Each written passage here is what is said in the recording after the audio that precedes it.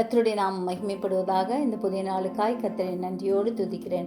இந்த புதிய நாளின் தியானத்துக்காய் எடுத்துக்கொண்ட வசனம் யோவேல் தீர்க்கதரிசன புஸ்தகம் 2வது அதிகாரம் 26வது வசனம். நீங்கள் சம்பூர்ணமாக சாப்பிட்டு திருப்தி அடைந்து உங்களை அதிசயமாய் நடத்தி வந்த உங்கள் தேவனாகிய கர்த்தருடைய நாமத்தை துதிப்பீர்கள். என் ஜனங்கள் ஒருபோதும் வெட்கப்பட்டு போவதில்லை. அதிசயமாய் நடத்தி வருகிறார் கர்த்தர் நம்மோடே கூட இருக்கிறார். மலைகள் விலகினாலும் பர்வதங்கள் நிலை பெயர்ந்தாலும் ஆண்டவருடைய கிருபை ஒரு நாளும் நம்மை விட்டு விலகாது. அவர் நம்மோடே கூட என்றும் இருக்கிற தேவனாய் இருக்கிறார். மாறாத கிருபையை பற்றி கொள்வோம்.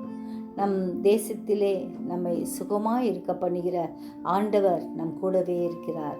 மிருக ஜீவன்களையும் பறவைகளையும் போஷிக்கிற ஆண்டவர் நம்மையும் நித்தமும் நடத்துவார். மகா வறட்சியான காலங்களில் ஆத்துமாவை திருப்தியாக்கி எலும்புகளை நினமுள்ளதாக்குவார். நம்மை திருப்தியாய் போஷிக்கிற கர்த்தர் சதா காலங்களிலும் வெட்கப்படாமலும் கலங்காமலும் இருக்க செய்வார். ஜெபிப்போமா.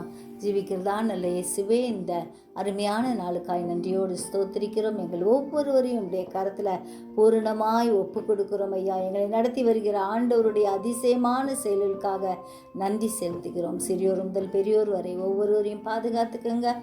தூரத்திலும் சமீபத்திலும் இருக்கும் உடைய பிள்ளைகளை கர்த்தர் பாதுகாக்கும்படியாய் ஜெபிக்கிறோம். உலக சமாதானத்துக்காய் ஜெபிக்கிறோம். அதிசயங்களின் தேவன் இறங்கி அற்புதங்களை செய்யும்படியாய் கெஞ்சுறோம் ஐயா. அதிசயங்களை காணப்படுகிற தேவனாய் இருக்கிறபடியால் நன்றியோடு ஸ்தோத்திரிக்கிறோம். ஆசீர்வதியும் வழி நடத்தும், பலத்தால் இடைகட்டும், புதிய கிருபை தாரும். இயேசுவின் மூலம் ஜெபங்கேளும் பிதாவே, ஆமென்.